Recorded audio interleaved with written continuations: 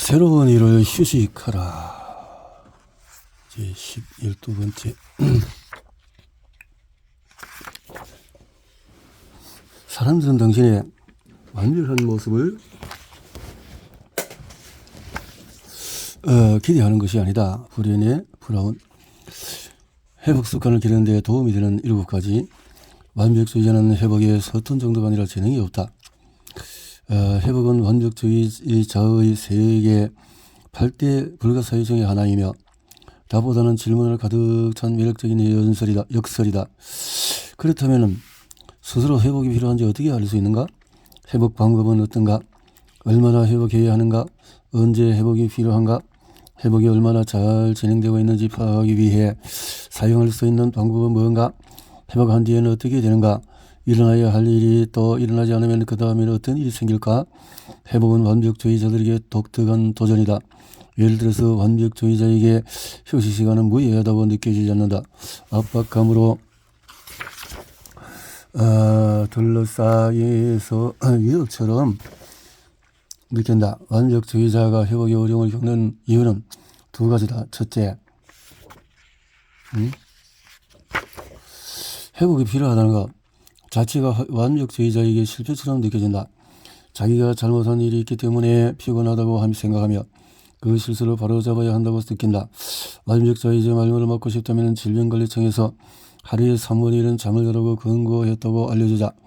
인간이 즐기는 걸 하기 위해서는 매일 상당한 양의 휴식이 필요하지만 완벽주의자들은 이를 받아들이기를 어려워한다. 둘째로, 회복하려면 감압이 필요하다.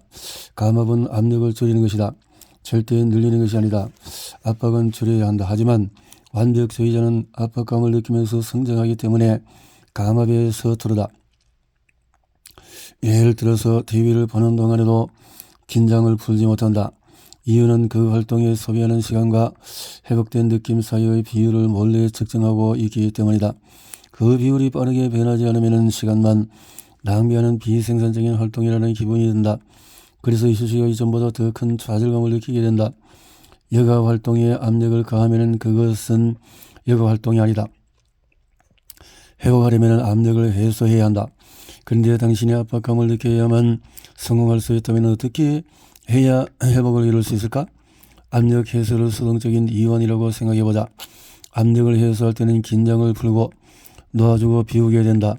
수동적인 휴식의 예로는 유튜브 시청, 인터넷 서핑, 낮잠 등이 있다. 완벽주의자는 놀이를 자기 삶과 통합시킬 수 없으면 수동적인 휴식을 취하는 동안에 불안해진다. 회복은 2단계의 프로세스다. 자신을 비웠다가 다시 채우는 것이다. 이 과정이 직접적으로 반복되는 건 아니지만 한 단계를 건너뛸 수는 없다. 자신을 비우는 압력 해소 주기를 허용하지 않으면 다시 채울 공간이 없으므로 회복이 완전히 실패로 돌아간다. 압력을 해소하기만 하면 게으르고 역하고 속이 텅 빈 듯한 기분을 느낀다. 능동적으로 긴장을 풀기만 하면 회복을 위해서 열심히 노력하는 것처럼 느껴져도 결국은 노력이 더 많은 스트레스를 유발한다. 열정형 완벽주의자. 운동 같은 건전한 방법으로 에너지를 표현한다. 전형적인 것. 선반화를 꾸미는데 1시간 정도. 낭만의 완벽. 사색에 잠겨서 산책을 하는 등 난자형 게으른 완벽주의자. 식사 준비처럼 한 자리에 시작해서 한 자리에서 끝낼 수 있는 일을 하거나 편지를 쓰고 주소를 기입하고 그것을 우체국에 넣는 3단계 작업을 전부 하루 안에 끝낸다. 완벽주의자는 신체적인 휴식을 통해서 회복이 이루어진다고 생각한다. 완벽주의자는 아무것도 하지 않는 것을 좋아하지 않는다. 병을 수행하는 세상이 뭐라고 말하든 건강해지기 위해서 아무것도 하지 않는 걸 즐기는 방법은 알아낼 필요가 없다. 아무것도 하지 않는 것이 당신에게 지루해도 괜찮다. 정서적 지원 외에도 다양하게 반복되는 지원이 있듯이 육체적인 휴식 말고도 다양한 휴식이 있다. 예를 들어 나는 예전부터 내가 왜 유치한 액션 영화를 좋아하는지 혼란스러웠다. 나는 구제불능 수준의 낭만주의자인데 말이다. 또 남자들끼리의 우정을 강조하면서 예술성은 재료에 가까운 액션 영화는 스토리가 풍부한 이야기를 선호하는 내 취향과 일치하지 않는다. 미묘한 분위기, 그 미묘함 뒤에 숨겨진 스토리, 나도 모르는 새에 알아차리게 되는 디테일, 스토리텔링과 관련된 모든 특이한 부분, 나 원래 이런 걸 좋아한다.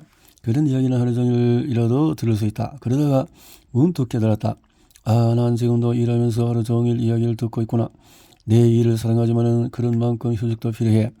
액션정원의 심리치료사인 내가 평소에 하는 정서적인 노동에서 벗어나 감정을 쉴 수 있게 해준다. 우리에게 모든 종류의 휴식이 필요하고 육체적인 피로 외에도 온갖 원인으로부터 회복되고 있다. 정신질환에 의해서 범죄형 모델은 건강에 대한 잘못된 개념을 당신이 받은 상이라고 선전하면서 선반미의 트로피처럼 보관하고 전시하도록 한다. 건강하다는 것은 당신이 장력에서 깃발을 꽂고 정복한 우주 공간의 정적인 좌표가 아니다. 계속해서 자기 삶에 의식적으로 주의를 기울이는 데 필요한 지속적인 에너지는 일종의 운동 능력이다.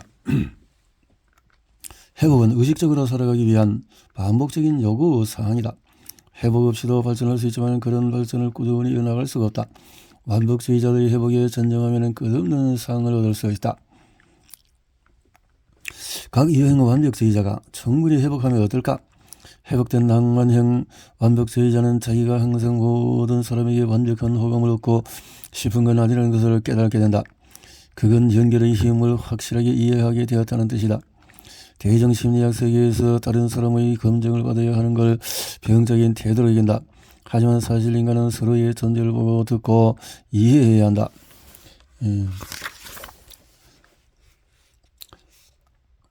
제대로 회복되지 않은 낭만형 완벽주의자는 사람들의 비밀을 맞추는 걸 연결의 지름길로 사용한다. 사람들의 비밀을 맞추는 것은 연결의 가교 역할을 하지 않는다. 그런 태도는 자기 자신과 연결을 끊기 때문이다. 다른 사람들에게 건너갈 수는 있지만 자신의 진정한 자아는 다리 건너편에 남겨두는 셈입니다. 쿨한 여자라는 것은 분노의 감정과 표현을 모두 억누르는 여성을 가리키는 완벽한 표현이다. 제대로 회복되면 자신의 분노와 좌절이 건강하고 자연스럽고 유익한 감정이라는 것을 쉽게 이어갈 수가 있다. 건전한 연결을 맺으면 자신을 억지로 승화시킬 필요가 없다. 회복할 때 이 사실을 기억해야 한다. 성과를 요구하는 관계는 매력적이지 않다. 당신은 여전히 검증을 원하지만 그것을 건전한 방법으로 추구하며 본인이 되고 싶다고 결심한 모습을 검증하는 경험을 즐기기로 했다. 또 다른 사람들도 건전한 방법으로 검증하려고 한다. 아마 가장 중요한 건 자기 자신을 검증하는 것일 듯하다. 다른 사람들이 어떻게 생각하는지 신경 쓰지 않도록 스스로를 훈련한 대신에 배려가 훌륭한 자질이라는 것을 인식하고 그 빛나는 자질이 당신이 제공하는 훌륭한 연결에 화답하는 사람과 장소 프로젝트를 향하도록 한다. 당신은 자신과 연결할 수 없거나 연결하고 싶어 하지 않는 이들에게 에너지를 낭비하는 것을 중단한다. 회복된 난잡형 완벽주의자들은 자기가 너무 체계적이지 않아서 이를 완수하지 못하거나 중간 과정까지 완벽해지기를 바라는 것이 아니라 손실을 피하려고 한다는 것을 이해하게 된다.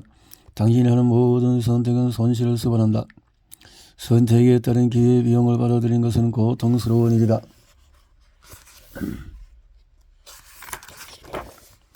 회복되었을 때 에너지를 발휘해서 참여할 수 있는 일은 열정을 활용해서 필요한 지원을 모집하는 것이다. 경계가 무엇이고 어떻게 실행하는지 배우자. 자신의 가치관을 기준으로 삼아서 전념하고 싶은 일과 전념하고 싶지 않은 일을 결정하자. 회복된 장소에서는 자기가 놓아버린 것에 대해서 스스로 연민을 품을 수 있는 여유가 생긴다.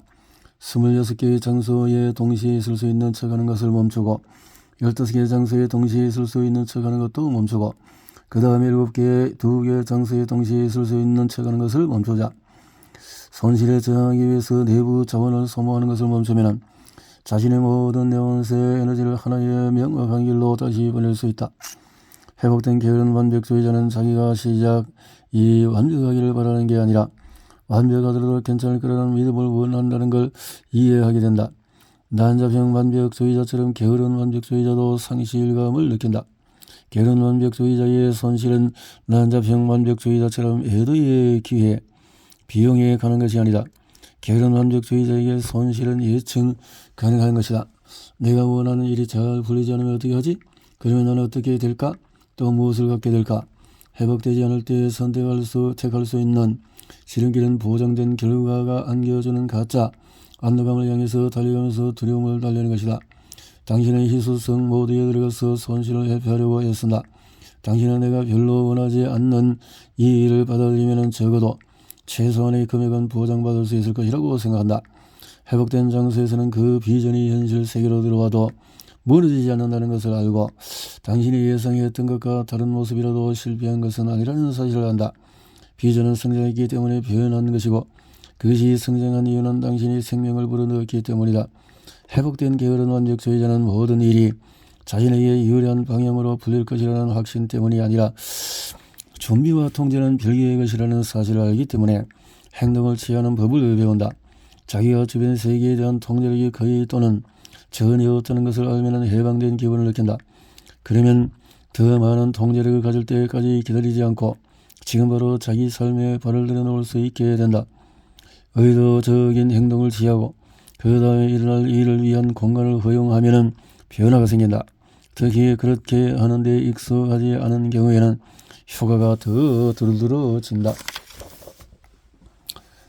게으른 완벽주의자는 여전히 똑같은 두려움에 직면하지만 이제 그런 두려움에 맞설 에너지가 있기 때문에 예전처럼 겁먹지 않는다.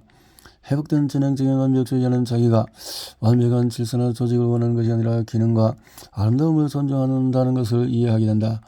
그런 존중하는 마음의 근본은 기능장애를 없앨 수 있기를 바란다는 것이다. 당신은 이 세상의 아름다움을 위협하는 것들을 모두 지울 수 있기를 바란다. 회복된 장소에서는 자신의 완벽주의뿐만 아니라 그것을 추진하는 이상적인 소망을 더 깊이 이해하게 된다.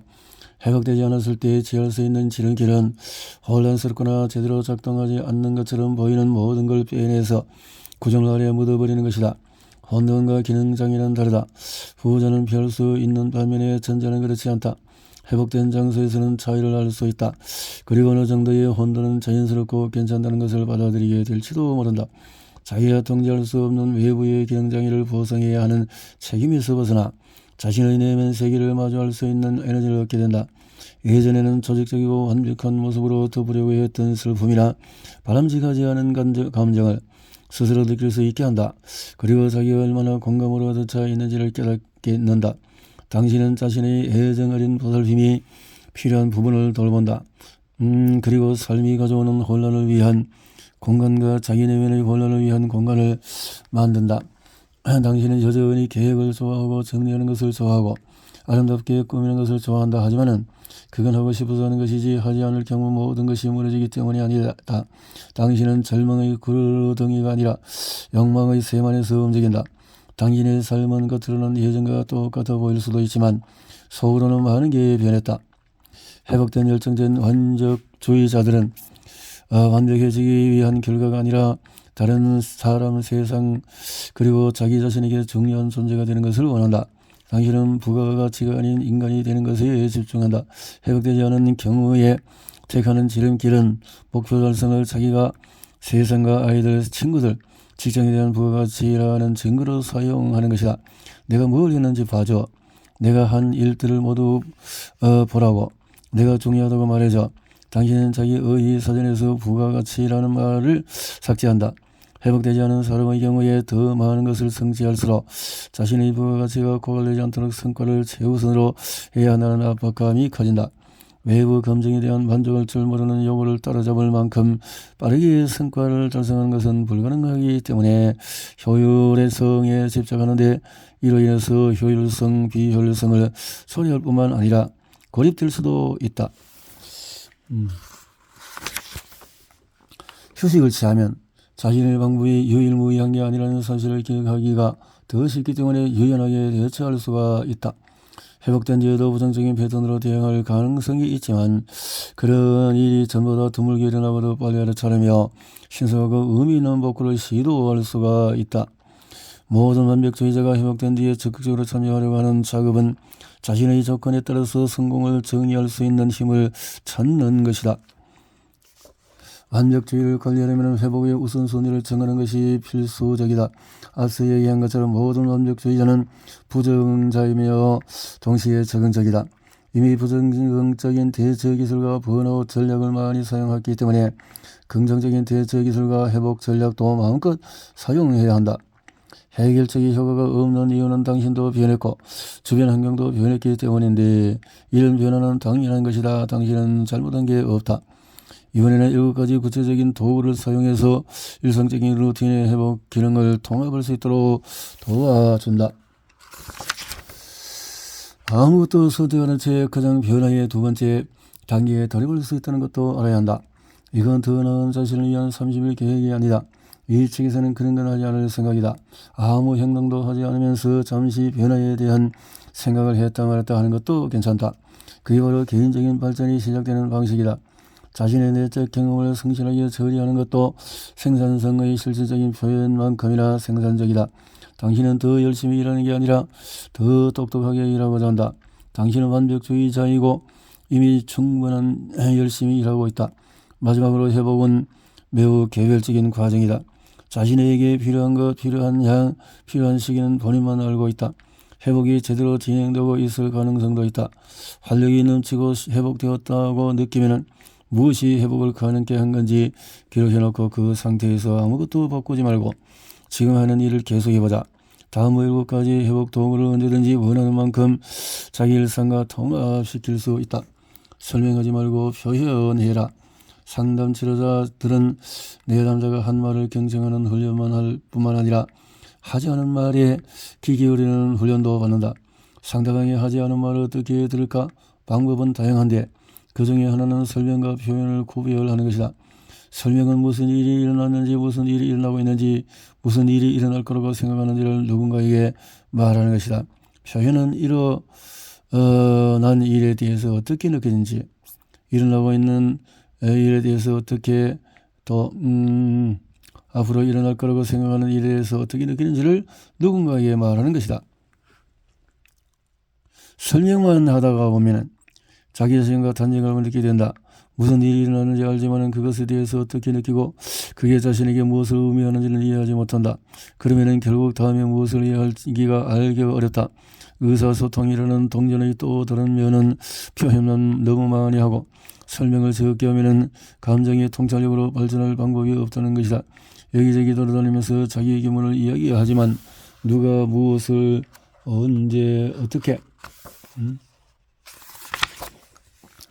왜 했는지에 대한 설명의 감정을 고정시키지 않는다면 그 어떤 이야기도 만들어지지 못한다. 당신이 감정적인 경험 안에 랜드마크가 없으면 방향 감각을 잃게 된다. 자기 기분이 어떤지는 알지만 왜 그런 기분을 느끼는지는 모른다. 설명하지 않으면 패턴이나 트리거를 찾을 수 없고 지속 가능한 해결책도 개발할 수 없다. 그냥 감정의 웅덩이 속에서 계속 헤엄칠 뿐이다. 우리는 일어날 일과 그것에 대한 느낌을 이야기하면서 의미를 구성한다.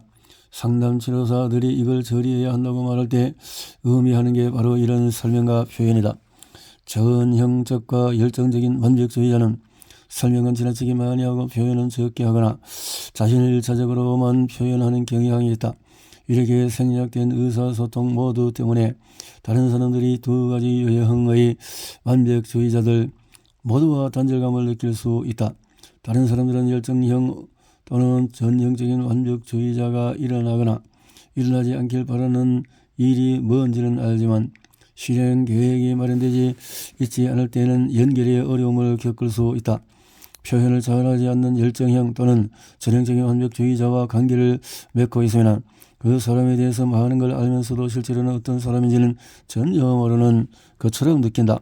반대로 난자평가 낭만형 완벽주의자는 표현은 과도하게 하면서 설명은 잘하지 않는 경향이 있다. 내 친구 피파가 예전 상사에 대한 재미있는 이야기를 들려주었다. 철저한 낭만형 완벽주의자였던 피파의 상사는 피파의 동료인 리라는 사람을 해고해야 했다. 리는 자기가 해고되려는 걸 대충 알고 있었기 때문에 상사가 자기 선물로 부르자 그날의 때가 되었구나라고 생각했다. 하지만 리는 혼란스러운 상태로 그의 사무실을 나섰다. 낭만형 완벽주의자인 사장은 리에 대한 진정한 애정을 표현하는 데 초점을 맞췄다. 함께 출정을 갔을 때의 추억을 이야기하고 리의 많은 장점을 인정하고 심지어 그리를 저녁 식사에 초대하기까지 했다. 문제는 상사가 그리에게 그녀가 해보되었다는 설명하는 것을 잊었다는 것이다. 리가 돌아오자 피파가 무슨 일이냐고 걱정스럽게 물었다. 리는 방금 해오고 난 것 같은데 잘 모르겠어요. 어쨌든 다음 주 금요일에 함께 저녁을 먹는 것은 확실해요 라고 말했다. 설명과 표현 사이에서 항상 완벽하게 균형을 잡는 사람은 아무도 없으며 그럴 필요도 없다. 중요한 것은 자신의 의사소통 스타일을 어떻게 경험하고 있는지에 대한 인식을 높이는 것이다. 다른 사람들이 당신의 의사소통 스타일을 경험하는 방식뿐만 아니라 본인이 경험하는 방식에 대해서도 잘 알아야 한다. 자기 대화 과정에서 표현보다 설명을 많이 해왔는가? 반대로 설명보다도 표현을 많이 했는가?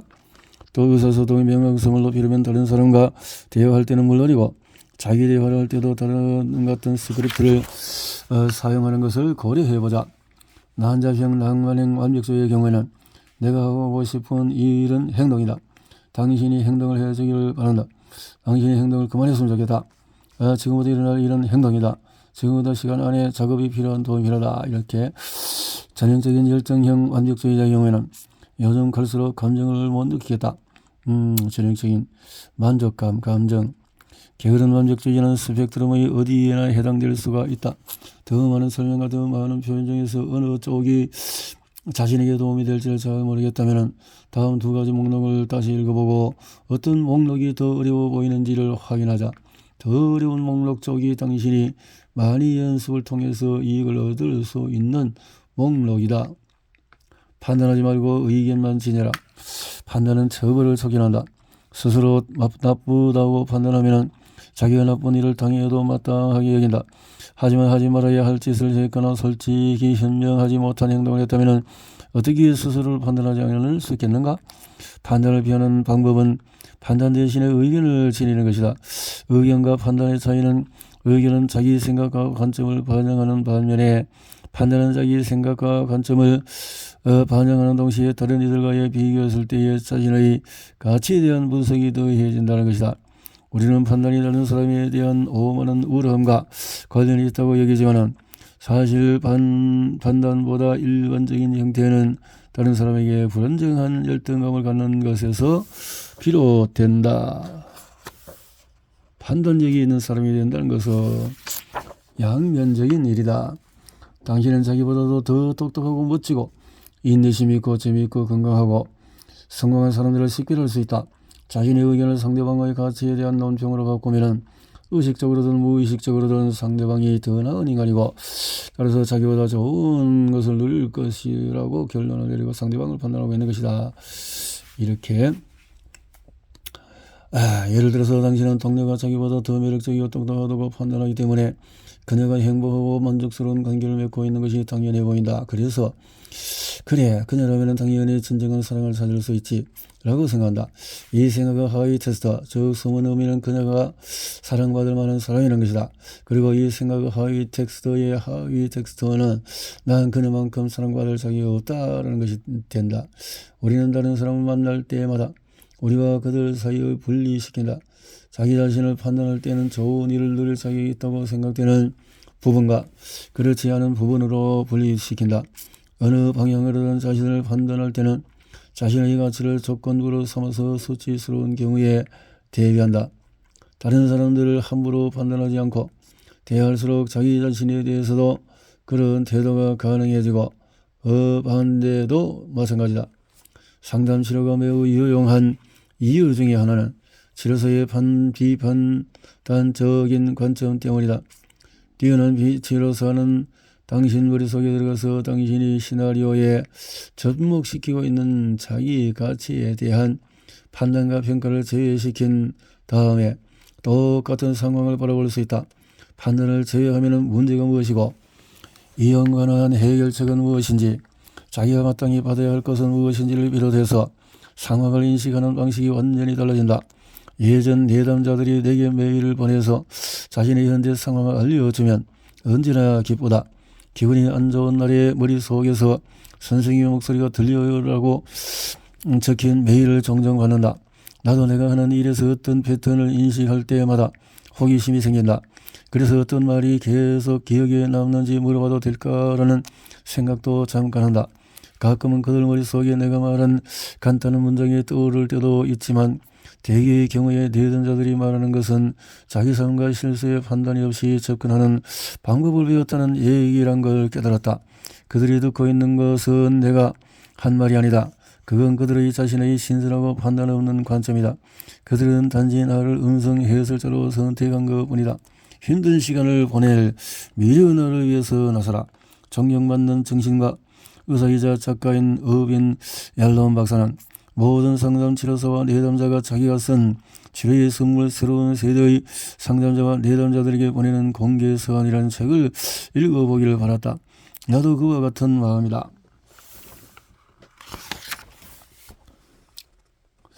새가 식을 때 해친다는 개념은 다양한 상황에 잘 적용된다. 직장, 육아, 대인관계, 그리고 가장 중요한 자신과의 관계에서 부정적인 문제가 정점에 달했을 때 그 문제를 해결하려고 해서는 안 된다. 새가 식었을 때 친다는 것은 개입, 피드백, 연결에 대한 호소가 받아질 가능성이 가장 높은 순간을 의식적으로 선택하라는 얘기다. 이 원칙을 완벽주의에 적용하면 당신이 가장 적응력 높은 공간에 있는 순간이 부적응적인 완벽주의를 능동적으로 관리할 수 있는 최고의 순간이라는 사실을 인식하는 것이다. 이건 직관에 어긋나는 얘기처럼 들릴 것이다. 부적응적인 의식 상태인 것도 아닌데 왜 내 완벽주의의 부적응적인 측면을 다뤄야 하는 거지? 왜냐하면 정신건강은 유동적이고 상황에 따라서 달라지기 때문이다. 장담하는데 당신은 조만간 부적응적인 의식 상태에 처하게 될 것이다. 화가 나면 스트레스 반응이 활성화하게 되기 때문에 자신의 문제에 대한 개입을 받아들일 가능성이 훨씬 낮아진다. 신경의 뇌는 아드레날린과 코르티솔 같은 스트레스 호르몬으로 몸을 가득 채운다. 이 호르몬은 내가 차분하고 또 집중했을 때와 전혀 다른 방식으로 정보를 해석하게 한다. 모든 게 순조로울 때 힘든 시간을 보낼 미래 자신을 위해서 나서자. 겨울철에 기분이 안 좋은 영향을 받는다는 것을 안다면 2월의 추운 밤에 우울하고 무기력한 기분으로 비행기 티켓을 비교하지 말고 미리부터 화창한 지역으로 가는 여행을 예약해 두자. 예방은 모든 웰빙 전략의 핵심이다. 최고의 기능을 발휘하는 순간을 활용해서 긍정적인 대처 메커니즘의 레퍼토리를 넓히고 다채로운 지원에 자신을 맞추자.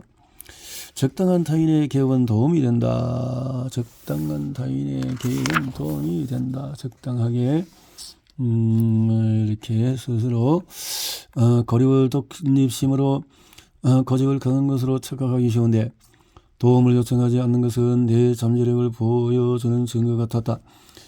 탁스타시의 상황은 내 잘못된 독립심을 극명하게 보여주는 사례이지만 내가 다음과 같은 깨달음을 얻기까지 반복해서 겪어야 했던 크고 작은 사례가 너무나도 많다. 남에게 도움을 요청해도 괜찮을 뿐만 아니라 가장 강한 사람은 지원과 연결되어 있는 사람이다. 도움을 요청하는 것은 매우 간단하면서도 어려운 일인데 특히 고기능 완벽주의자에게는 더욱 그렇다. 제대로 기능할 수 있다고 해서 상처를 받지 않는다는 뜻이 아니다. 겉으로는 침착하고 느긋해 보이는 사람이 서오르는 간신히 걸어다니면서 숨 마시는 수준이라니 놀람을 금치 못하겠다. 카렌 호니 박사도 비슷한 얘기를 했다. 분석가 입장에서 볼 때 남들과 관여하지 않은 채 자기의 본질과 힘으로도 비교적 잘 기능할 수 있다는 것은 끝없는 놀라움을 안겨준다.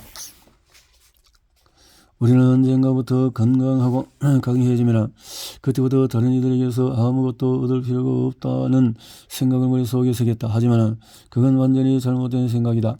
건강하고 강하다는 것은 마침내 모든 이들의 도움을 활용하는 방법을 알아냈다는 뜻이다. 사람은 누구나 살면서 손실과 혼란을 겪게 마련이다.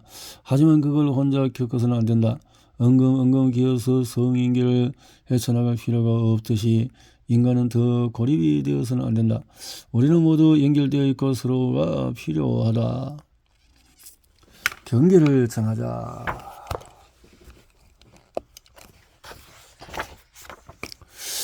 경계 없이 살다 보면 기능장애가 발생한다. 자기 경계가 무엇이고 그걸 어떻게 알려야 하고 남들이 그 경계를 위반할 경우에 어떻게 해야 하는지 모른다면 잠재력을 발휘할 수 없다. 경계는 보호하기 위해 부과된 제한이다. 자신의 시간과 에너지, 안전, 자원을 보호하기 위해서 무엇이 괜찮고 무엇이 괜찮지 않은지를 정한다. 이 결정이 당신의 경계다. 예를 들어서 시간과 에너지를 보호하기 위해서 오후 6시 이후에는 이메일에 응답하지 않기로 결정하는 것이다. 등등등등. 경계를 확실히 정해두면 경계가 활성화된다. 깊은 생각이 빠지거나 혼자 또 남들의 요청을 거절해야 하는 날이나 계절이 있을 수가 있다. 그래서 경계에 대해서 하고 싶은 말이 많지만 이 책의 주제에 휩쓸리지 않도록 경계에 대한 섹션에 경계를 정해둬야 한다. 제발 충분히 자라. 수면을 우선시하는 것은 중요한 정신건강 개선 방법인데 심하게 무시되고 있다. 잠을 잘 자자. 우울증 때문에 잠이 오지 않는 걸까?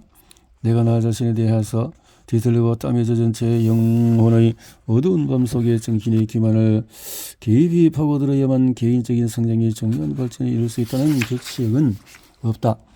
우리의 정신건강을 지키는 가장 좋은 방법은 실질적인 행동을 이용하는 것이다. 심호흡, 걷기, 수면 등은 매우 효과적인 방법이다. 기분이 좋지 않은 밤, 힘든 일이 많은 달, 참기 힘든 계절 등 우리 모두 정신건강에 나쁜 순간들을 경험한다. 나는 오늘 당신에게 무슨 일이 일어났는지 일어나지 않았는지 당신 상태가 어떤지 모른다. 당신이 현재 처한 상황이 좋은지 나쁜지 회색시대에서 살고 있는지 나는 모른다. 내가 아는 것은 깨어있는 동안에 무슨 일이 일어나던 당신의 일부는 잠자는 동안에 치유된다는 것이다.